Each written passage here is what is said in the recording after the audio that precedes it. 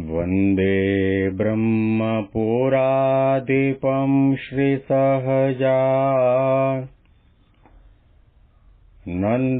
च मूलाक्षरम्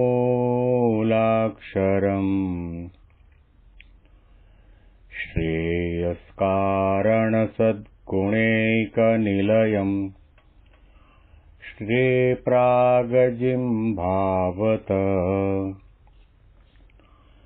ब्रह्मोपासनधारकं गुरुहरिं यज्ञं तथा योगिनं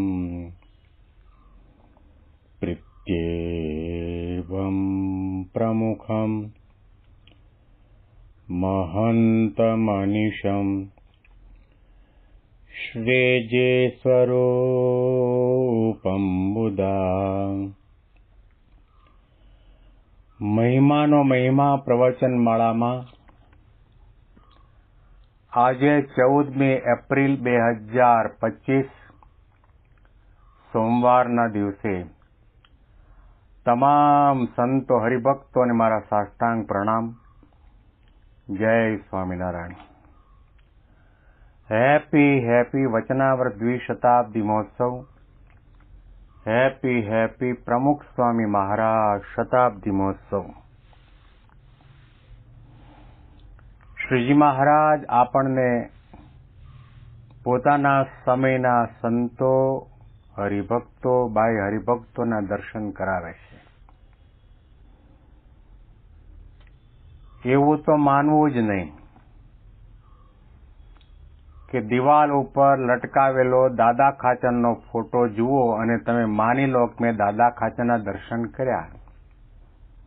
બાહ્ય રીતે કહેવાય કે ચિત્ર પ્રતિમામાં દર્શન કર્યા, પરંતુ એનામાં રહેલી આધ્યાત્મિકતા, એનામાં રહેલા સદ્ગુણો, એમણે કરેલો ત્યાગ, એમનામાં રહેલી સમજણ, ભગવાન સ્વામિનારાયણ પ્રત્યેની એમની નિષ્ઠા, એનો જ્યારે વિચાર કરીએ ત્યારે કદાચ દિવાલમાં લટકાયેલા દાદા ખાચરના ફોટાને ન જોયો હોય તો પણ સમજવું કે તમે દાદા ખાચરના દર્શન કર્યા. ભગવાન સ્વામિનારાયણના દર્શન કર્યા ક્યારે કહેવાય? શિખરબદ્ધ મંદિર હોય, કરોડો રૂપિયાનું મંદિર હોય, એમાં ગર્ભગૃહની અંદર મધ્યખંડમાં ગુણાતીતાનંદ સ્વામી મહારાજની બાજુમાં ભગવાન સ્વામિનારાયણના દર્શન કરીએ. એ દર્શન છે, એમાં ના નથી, પણ આપણે એના આકારના દર્શન કર્યા. એમના શિર ઉપર રહેલા મુકુટના કે પાઘના દર્શન કર્યા. એમણે જરિયાની આભૂષણો, વસ્ત્ર અલંકાર પહેર્યા છે, ગુલાબના હાર પહેર્યા છે, ગજરો ધારણ કર્યો છે, એના દર્શન કર્યા કહેવાય. પણ અક્ષર પુરુષોત્તમ મહારાજનું દર્શન સાર્થક કર્યું ક્યારે કહેવાય? કે જ્યારે સહજાનંદ સ્વામી મહારાજના મહિમાનો વિચાર કરીએ કે જેના હું દર્શન કરું છું એ સહજાનંદ સ્વામી મહારાજ અનંત કોટી બ્રહ્માંડના એકમાત્ર કરતા હર્તા છે. એનાથી કોઈ પર તત્વ નથી. સર્વોપરી તત્વ પરમાત્મા પુરુષોત્તમ નારાયણ પરબ્રહ્મ એ આ સહજાનંદ સ્વામી મહારાજ છે. સદા દિવ્ય છે, સાકાર છે, અંતર્યામી છે, સર્વજ્ઞ છે અને ગુણાતી સંત યોગી બાપા પ્રમુખ સ્વામી મહારાજ અને ગુરુ હરિ મહંત સ્વામી મહારાજ દ્વારા મને પ્રગટ અને પ્રત્યક્ષ મળ્યા છે. આવા મહિમાના વિચાર સાથે દર્શન કરો અને કદાચ માનો કે તમારી સામે અક્ષર પુરુષોત્તમ મહારાજની ગર્ભમાં રહેલી મૂર્તિ ન હોય, કદાચ તમે અંધ હો, આંખે દેખાતું ન હોય, તો પણ જો તમને આ વિચાર આવ્યો, આ મહિમાનો વિચાર કરો, મહિમાનું ધ્યાન કરો, મહિમાથી એનું ચિંતન કરો તો સમજો કે તમે દર્શન કરી રહ્યા છો. મહારાજ આપણને સૌને સંતો અને હરિભક્તોના દર્શન કરવા કેવી રીતે કરવા? માત્ર કપડાથી નહીં, વર્ણથી નહીં, આશ્રમથી નહીં, વિદ્વતાથી નહીં,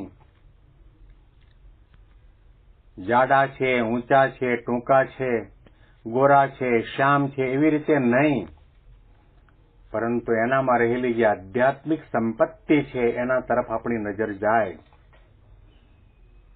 એવા એક દ્રષ્ટિકોણ સાથે મહારાજ સભામાં બેઠેલા સંતો હરિભક્તોની વચ્ચે સૌને કહી રહ્યા છે. દાદા ખાચરને વિશ્વાસનું અંગ છે, ત્યાર પછી રાજબાઈને ત્યાગનું અંગ છે, જીવુબાઈને શ્રદ્ધાનું અંગ છે, લાડુબાઈને અમારી પ્રસન્નતા પ્રાપ્ત કરવી એ અંગ છે, નિત્યાનંદ સ્વામીને પણ અમારી પ્રસન્નતા પ્રાપ્ત કરવી એ અંગ છે, અને બ્રહ્માનંદ સ્વામીને સત્સંગની મર્યાદાનો કોઈ રીતે ભંગ ન થાય એવો આગ્રહ રાખે એ અંગ છે, અને સદગુરુ મુક્તાનંદ સ્વામીને અમારી પ્રસન્નતા પ્રાપ્ત કરવી અને અમારામાં વિશ્વાસ એ અંગ છે. મુક્તાનંદ સ્વામીને મહારાજનામાં કેવો વિશ્વાસ હતો. શ્રીજી મહારાજ સભામાં બિરાજમાન હતા અને પોતાના કરકમળમાં એક નાનકડો જરી ભરેલો રૂમાલ એ ઊંચો કરીને મુક્તાનંદ સ્વામીને પૂછ્યું, મહારાજે મુક્તાનંદ સ્વામીને પૂછ્યું, સ્વામી આ શું છે? મુક્તાનંદ સ્વામી આ પ્રશ્ન સાંભળીને તરત જ ઉંમર લાયક હોવા છતાં પણ સભામાં ઉભા થયા છે. કેટલા વિવેક છે, કેવો વિનય છે, કેટલી નમ્રતા છે, કેટલો દાસભાવ છે, કેટલો મહિમા છે.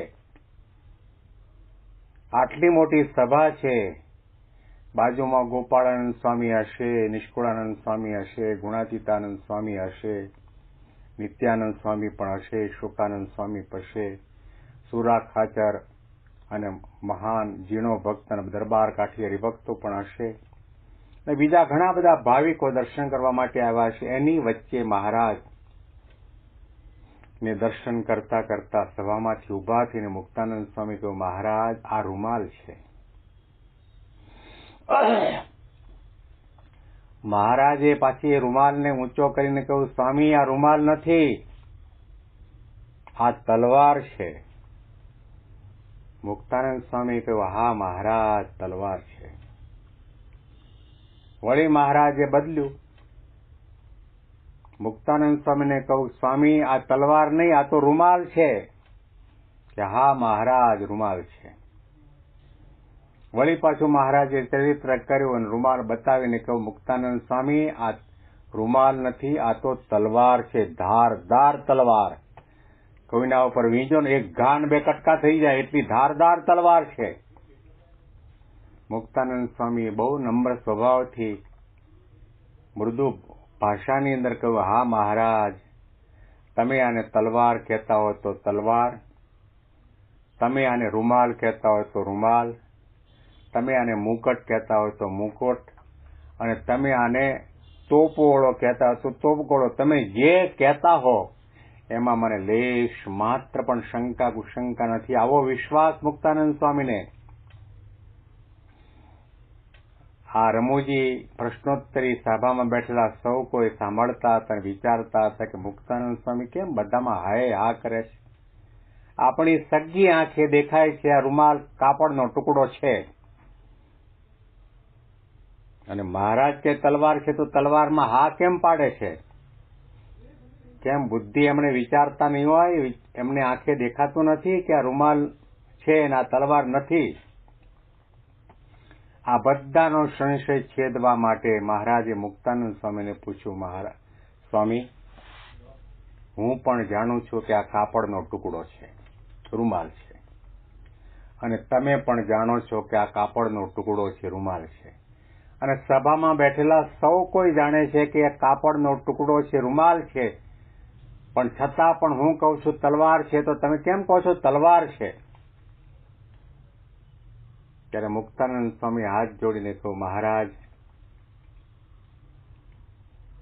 આપણે આ દુનિયાની અંદર ઘણા ઘણા પદાર્થોને આપણે નામથી ઓળખીએ છીએ. આને મકાન કહેવાય, આને નળિયા કહેવાય, આને થાંભલી કહેવાય, આને ઓસરી કહેવાય, આને ભગવું કપડું કહેવાય, આને માળા કહેવાય, આને પાદુકા કહેવાય, આને મુકટ કહેવાય, આને ગાય કહેવાય, આને ઘોડો કહેવાય, આને હાથી કહેવાય.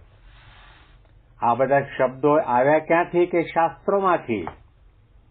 માતાને માતા કહેવાય, પિતાને પિતા કહેવાય, ભાઈને ભાઈ કહેવાય, બહેનને બહેન કહેવાય, પાડોશીને પાડોશી કહેવાય, અસુરને અસુર કહેવાય, નદીને નદી કહેવાય, દરિયાને દરિયો કહેવાય, ચાંદાને ચાંદો કહેવાય, સૂર્યને સૂર્ય કહેવાય. આ બધા શબ્દો શાસ્ત્રમાંથી આવ્યા. મહારાજ, આ શાસ્ત્રો કોણે બનાવ્યા? ઋષિ મુનિઓએ. અને એ ઋષિ મુનિઓને બુદ્ધિમાં પ્રેરણા કરવા વાળા કોણ? તમે ભગવાન સહજાનંદ સ્વામી મહારાજ. એ વર્ષો પહેલા આટલા નાના સરખા કાપડના ટુકડા અને રૂમાલ કહેવાય એવું ઋષિ મુનિઓએ લખ્યું અને કહ્યું, એના એ ભગવાન તમે આ કાપડના ટુકડાને તલવાર કહેતા હોય તો તલવાર, ને ઘોડો કહેતા હોય તો ઘોડો, ને ગાય કહેતા હોય તો ગાય. મને એમાં લેશ માત્ર શંકા નથી. અને મહારાજ, તમે સાંભળો,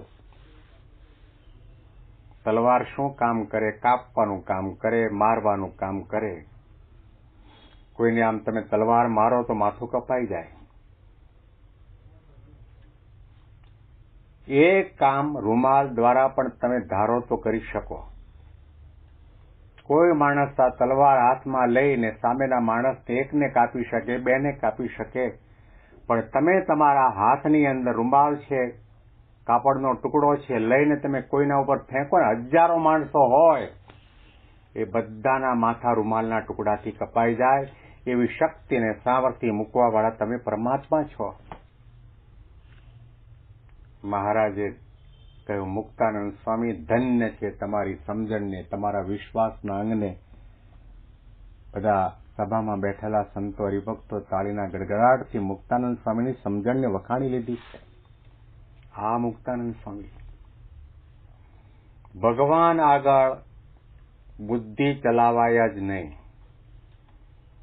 જો ભગવાન આગળ બુદ્ધિનું પ્રધાનપણું રહ્યું અને શ્રદ્ધાનું પ્રધાનપણું ઘટ્યું તો એટલામાં ભક્તપણું તમારું ઓછું થયું. ભગતજી મહારાજને આજ્ઞા કરી ગિરનાર બોલાવી લાવો, ત્યાં એમણે બુદ્ધિ લડાવી નથી.